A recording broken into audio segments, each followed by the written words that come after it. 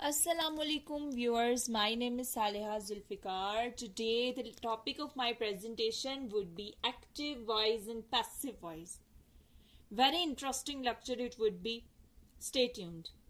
सबसे पहले हमें एक बात ज़हन में रखनी है, बिल्कुल भी घबराना नहीं है। 12 सेंटेंसेस होते हैं टोटल, लाइक टेंसेस के इस एस्पेक्ट से अगर हम देखें, लेकिन उनमें से सिर्फ 8 सेंटेंसेस के पैसिव वॉइस बनते हैं। बहुत इंपॉर्टेंट चीज है, बिल्कुल भी घबराना नहीं है, क्योंकि 12 थे 8 हो गए। बिल्कुल सिंपल सी बात है। कौन कौन से हैं ये मैंने एक चार्ट शो किया हुआ, यहाँ से आप देखेंगे बहुत इजीली आपको पता चल जाएगा कौन से के बनते हैं, कौन से के नहीं बनते।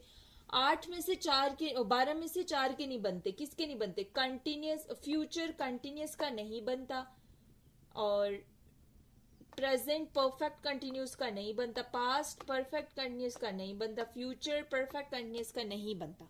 Is it clear now? Very easy. Chart क्या हो गया? क्लियर हो गया। क्यों? बाकी सब के बनते हैं। अब क्या होगा?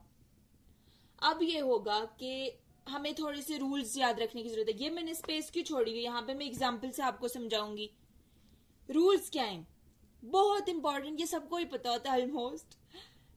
क्या करना पड़ता है? सबसे पहले अगर आपको कोई भी सेंटेंस दे कि इसका पैसिव वॉइस बनाओ, आपने सबसे पहले देखना है कि इनमें से वो है कि नहीं। 4 का तो बनता ही नहीं है, अगर वो दिखे तो आप बोलें पैसिव ही नहीं बनता। अगर उसका पैसिव बनता है, दूसरी चीज आपने ज़हन में रखनी है कि अब मेरा थोड़ा सा पैसिव हो जाएगा। कैसे? यहाँ पे लिखा हुआ ना, ऑब्जेक्ट का सब्जेक्ट बनाना है, लिखा हुआ है कि नहीं? यहाँ पे ये क्या है? सब्जेक्ट है कि नहीं? ये क्या है? वर्ब। ये क्या है? ऑब्जेक्ट। इतना तो पता चल गया। एसवीओ ही होता है इंग्लिश में। यहां उन्होंने बोला हुआ क्या करना है? ऑब्जेक्ट को सब्जेक्ट बना दो। ऑब्जेक्ट क्या है? आ लेटर है ना, यहाँ पे लिखो अ लेटर। क्या बन गया? ये सब्जेक्ट बन गया ना, सब्जेक्ट। फिर क्या लिखना है? ये डन हो गया पहला रूल। 4 रूल रखना है ज़हन में। दूसरा है चेंजेस। इसको मैं, इसकी स्पेस, इसकी ब्लैंक छोड़ रही हूँ, इसको मैं लास्ट में बताऊंगी। पहले तीसरे पे आ जाओ। हर जो भी आपके पास एक्टिव होगा उसका पैसिव बनाते हुए ये बात ज़हन में मस्ट रखनी है। क्या? वी की थर्ड फॉर्म लगाओ। नो मैटर कि आपके एक्टिव में फर्स्ट फॉर्म है, सेकंड है, थर्ड है, आपने पक्का क्या करना है? राइट है ना, राइट्स है ना, तो इसको क्या करना है? रिटन बनाना है। क्यों? रूल है ना। फिर हम रूल का क्या करें? क्या कर सकते हैं हम? अगेंस्ट तो नहीं जा सकते। कह रहे हैं कि हर 8 सेंटेंस जितने भी पैसिवाइज हैं सब में थर्ड फॉर्म लगानी है, प्लस बाय।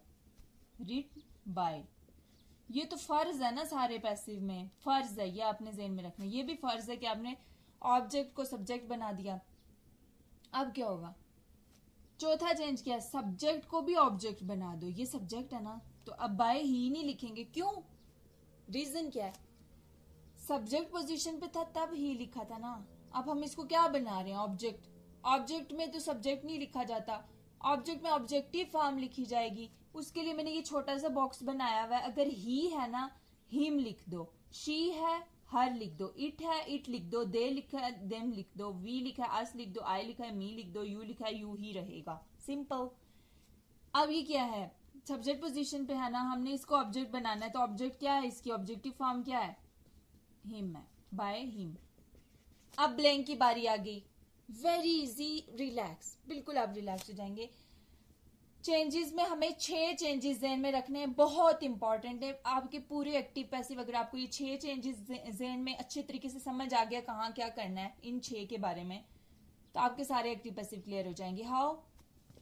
ये एक सेंटेंस था ना, ही राइट्स ए लेटर। ये रूल्स हैं 6 रूल्स में करना क्या है? अगर एक्टिव वाइज है और उसके अंदर फर्स्ट फॉर्म ऑफ वर्ब है, या फिर डू है, या फिर डज है, कुछ भी नहीं सोचना।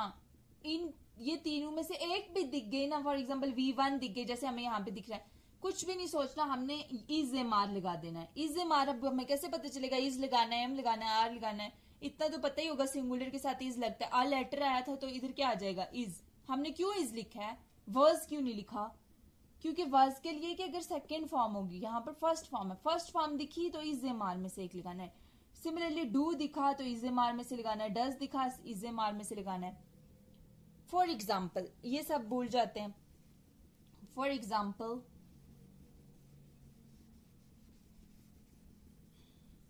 Wait for a second. For example है ही wrote a letter. Simple, a letter शुरू में आ जाएगा. क्यों आ जाएगा? क्योंकि मैंने बताया ना ऑब्जेक्ट सब्जेक्ट बन जाएगा. अ लेटर इज नहीं लिखेंगे अब. क्यों? इज कब लिखा था? राइट्स था तो इज लिखा था. रोट है तो क्या लिखेंगे? रोट क्या सेकंड फॉर्म है. सेकंड फॉर्म है तो वाज वर्ड लगाएंगे. तो वाज लगाएंगे क्योंकि सिंगुलर है. अ लेटर वाज, मैंने आपको बताया ये तो हर जगह फर्ज है. रिटन बाय, ये क्या है? हिम. यहां से देख के लगा दिए. शी अगर होता तो हर लगा देते. सिंपल. क्लियर? इसी तरह से अगर आपको सेंटेंस में हैज दिख रहा है, हैव दिख रहा है, हैड दिख रहा है, कोई भी इनमें से दिख रहा है तो आपने जस्ट बीन लगा देना है. फॉर एग्जाम्पल, इसके लिए भी मैं आपको एक एग्जाम्पल करके दिखा देती हूँ. इसी को मैं चेंज करके दिखा देती हूँ. सपोज यहां पर है he has written a letter. Suppose ये सेंटेंस है. मैंने क्या बताया था? आ लेटर शुरू में आ जाएगा. अ लेटर हैज, मैंने बताया हैज तो हैज बीन लगेगा. हैज बीन रिटन उसी तरह आएगा. क्यों?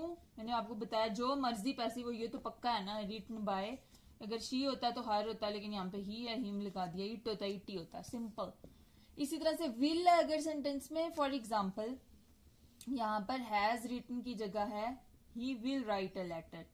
ही विल राइट अ लेटर. क्या करना है? अ लेटर उसी तरह लिखना है, लेकिन अब हमने देखना है कि विल अगर जहां पर आता है विल भी लगेगा. शल आता है तो शल भी लगेगा. विल की जगह क्या लिखेंगे?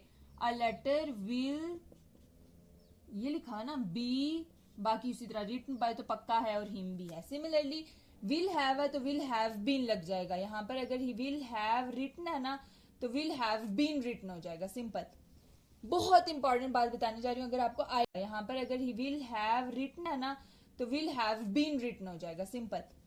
बहुत इंपॉर्टेंट बात बताने जा रही हूं. अगर आपको आईएनजी दिख रहा है ना सेंटेंस में, उसको पैसिव बनाने के लिए बीइंग मस्ट लगेगा. बट एक और चीज ध्यान में रखनी है. वेट में ये थोड़ा रेज कर देती हूँ. For example he is writing a letter है. मैंने आपको बताया अगर आईएनजी दिख गया ना राइटिंग के साथ या किसी भी वर्ब की फॉर्म के साथ तो बीइंग लिखाना है. तो बीइंग आप पहले ही लिख दो. ठीक है? बाय, सॉरी एक मिनट, बीइंग आपने पहले ही लिख लिया. इसको देख के मैंने क्या बताया था? अ लेटर तो पक्का आएगा. अ लेटर, ये नो चेंज बहुत इंपॉर्टेंट है. इसको ध्यान में रखें. अगर एक्टिव वॉइस में अगर आपको इज दिख जाए, एम दिख जाए, आर दिख जाए, वाज वर्ब दिख जाए तो आपने एग्जैक्टली पैसिव में वही लिखना है. फॉर एग्जाम्पल यहाँ पे इज है ना तो इज ही लिखना है. अ लेटर इज ही लिखना है. अगर आपको यहाँ पर एम दिख जाए एम ही लिखें. आपको यहाँ पर आर दिख जाए आर ही लिखना है. वाज दिख जाए, ये आपने रूल बहुत इंपॉर्टेंट है, बहुत अच्छे से याद रखना है कि यहाँ पे नो चेंज करना है. अ लेटर इज, मैंने आपको बताया हुआ कि रिटन बाय तो पक्का होगा ना. तो अ लेटर इज बीइंग, फिर उसके बाद रिटन बाय हिम उसी तरह आएगा. Written by him. सो ये थे हमारे एक्टिव एंड पैसिव वॉइस. बहुत इंपॉर्टेंट है. अगर आपको ये समझ आ गया तो आपको सारे एक्टिव पैसिव समझ आ जाएंगे. बस इसी तरह से सेंटेंसेस को चेंज करते जाना. इन 6 रूल्स को ध्यान में रखते हैं बस. Thank you so much.